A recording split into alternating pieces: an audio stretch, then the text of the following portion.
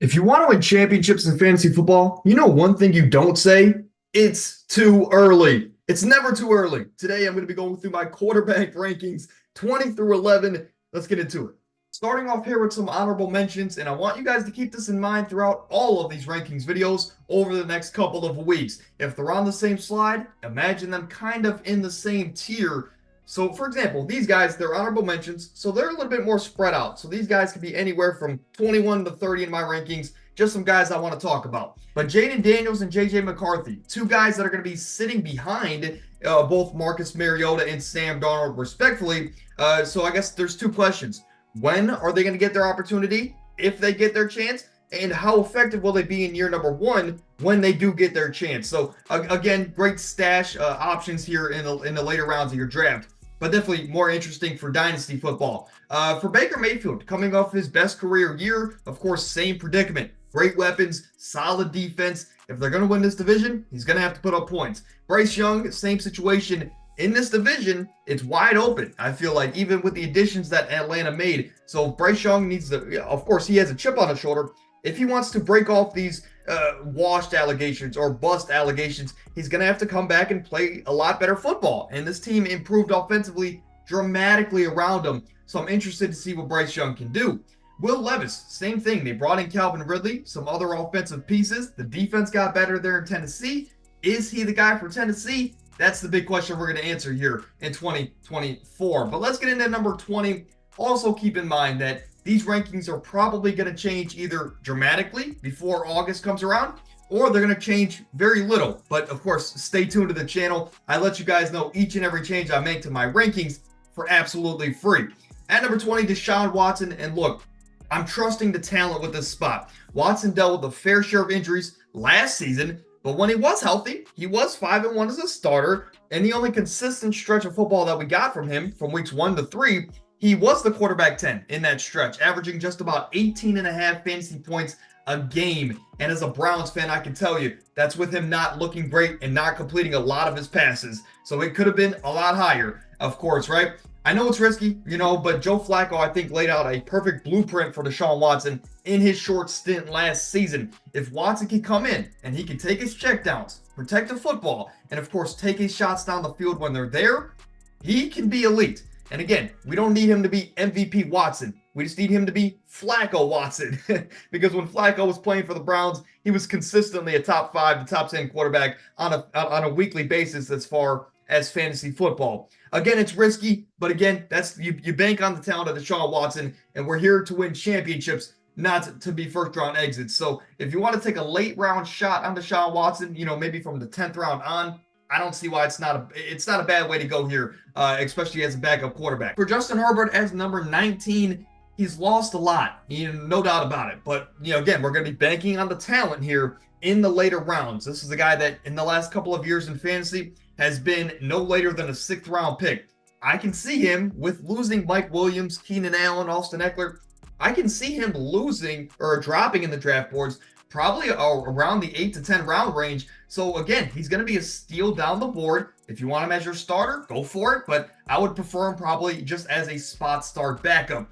But again, from weeks 1 to 13 last year, Herbert was the quarterback 6 on the year, averaging just about 20 fantasy points a game. This offense will look completely different this upcoming year, especially with Jim Harbaugh taking over the team.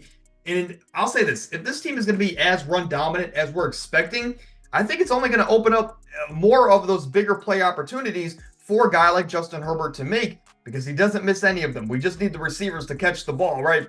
But again, he doesn't have the upside as he has had in previous years. But he's definitely going to be an elite backup spot start option on a week-to-week basis. Don't be shocked if Justin Herbert has a better year in this run-focused offense than we're all expecting.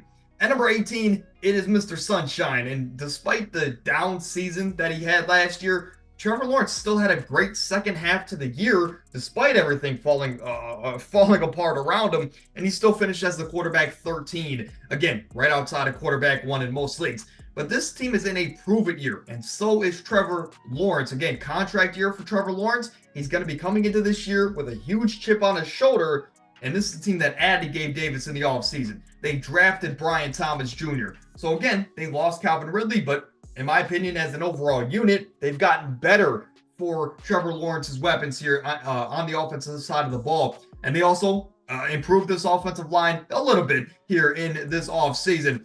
This is a team that to me is going under the radar because of how they finished last season, but the pieces are there for Trevor Lawrence to come back and have maybe the best season of his career, especially now with, he's going to have to put up a lot of numbers with how much better Houston has gotten, for example, and Tennessee has gotten, for example, and Indy. Trevor Lawrence is going to have to be an elite quarterback this year if this team wants to win the division. If that happens, Trevor Lawrence is going to be an elite fantasy quarterback, but I'm going to play it safe here and have him at number 18.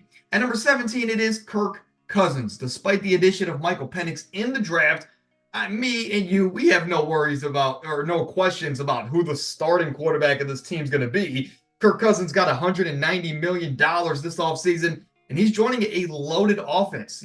Drake London coming off of his best career year. Bijan Robinson, we know the talent that he is. Tyler Algier, in his own right, is a solid addition. Kyle Pitts. Look, as a Gators fan, I want this man to break out so badly, and I think this is the year that he can finally spread his wings, of course, with the addition of Kirk Cousins, of course, health willing. But also, Darnell Mooney signed in free agency. They have one of the best offensive lines in football. Kirk Cousins might use the drafting of Michael Penix to further prove, I'll say this, to further prove that he was worth every single penny on that contract this offseason. It might just make him play a lot better than we think. Of course, especially now that he has added motivation. Atlanta's going to be a top 5 scoring offense this season, in my opinion. And Kirk Cousins is going to be the biggest reason because of that. So, again, late round quarterback. But if you want, he could be your quarterback 1.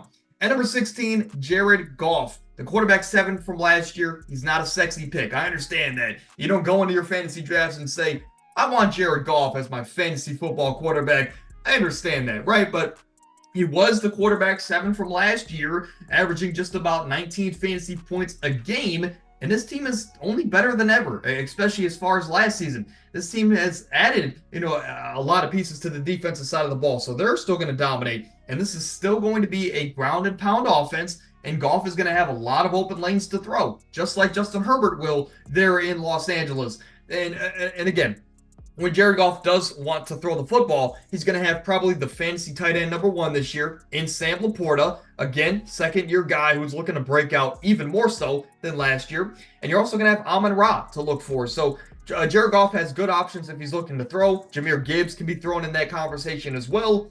It's an overall safe pick. But again, it's a guy that every single year finishes as a top 10 guy. He's not a sexy pick. He probably won't win you a championship, but definitely a solid backup on a week-to-week basis. At number 15, we do have Matthew Stafford, and this is exactly where he finished last season as the quarterback 15, averaging just about 17, 18 fantasy points a game.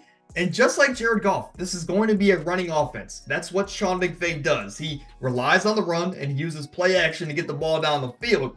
But unlike Jared Goff, Matthew Stafford is a way more talented and just an overall better passer of the football. He has maybe the craziest wide receiver duo to throw to in Cooper Kupp, who's looking for a resurgence kind of year, and Puka Nacua, who came out of nowhere last year.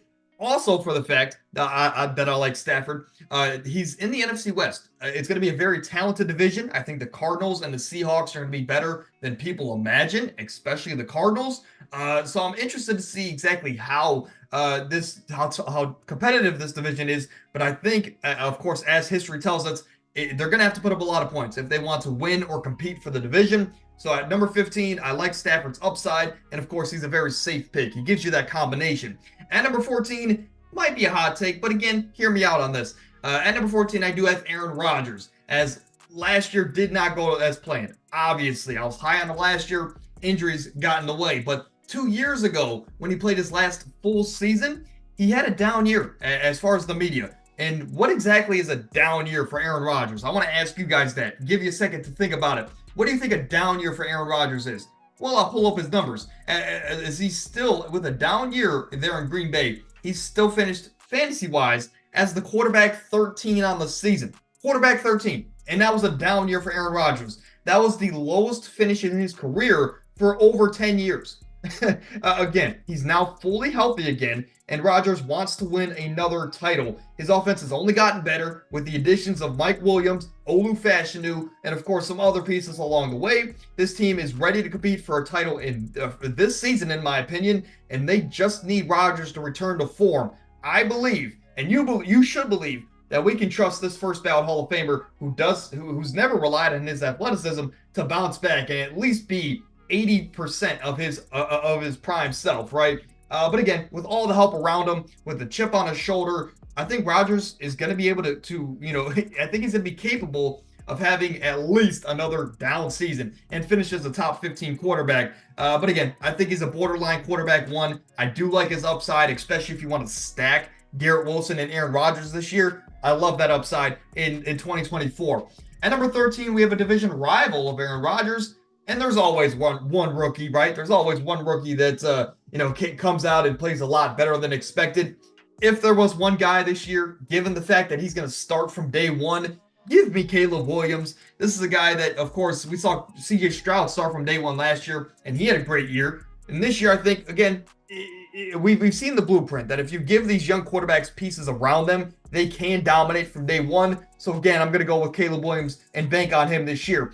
But not only does Caleb Williams have a lot of talent around him, I don't think that we've ever seen a better constructed roster around a number one pick ever in NFL history. He's walking into quite literally the best possible situation from day number one. But just to name a few options that Caleb's going to have this year, of course, DJ Moore had his best career year. Keenan Allen, savvy veteran. Cole Kmet, who came on second half of the season. They have an improved offensive line. They brought in DeAndre Swift. They still have Khalil Herbert, Roschon Johnson.